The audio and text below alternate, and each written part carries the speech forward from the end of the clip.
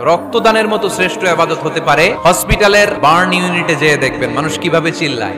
আগুনে পোড়া রোগীর যে কি কষ্ট একটু দেখার জন্য হসপিটালের বার্ন ইউনিটে যাবেন, দেখবেন যে কি কষ্টে আছে তারা। রক্তদান, এক ব্যাগ রক্ত থেকে অনেক মানুষকে বাঁচানো যায়। এর মধ্যে আছে হিমোগ্লোবিন, এর মধ্যে আছে প্লাটিলেট, আছে প্লাজমা।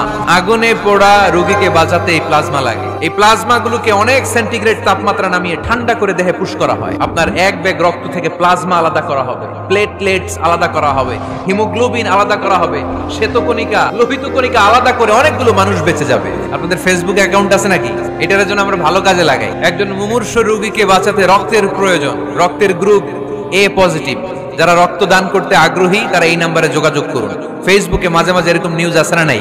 আপনি just you put down in share, একটু শেয়ার মেরে দিলেন, ছড়িয়ে পড়লো হাজার হাজার ফেসবুক ফ্রেন্ডদের কাছে। তাদের অনেকে ব্লাড দিতে আগ্রহী, সে তাড়াতাড়ি যে সেখানে ব্লাড ডোনেট করে আসলো।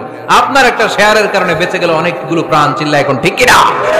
এজন্য ফেসবুক থাকাটা দোষের কিছু না, তবে ভালো কাজে আমরা ব্যবহার করব, ঠিক কিনা? আপনার ফেসবুক শেয়ারিং আপনার জান্নাতি বানাতে পারে, আর আপনার ফেসবুক শেয়ারিং আপনার জাহান্নামের লাকড়ি বানাতে পারে। চিল্লায় বলেন ঠিক কিনা? যে কোনো বিপদে ওয়া ইলা রাব্বিকা ফারগাব, কোন দিকে মনোনিবেশ না করে কার দিকে মনোনিবেশ করব? যে কোনো বিপদ আপদ ফেসবুকে শেয়ার করার আগে শেয়ার করব কার কাছে?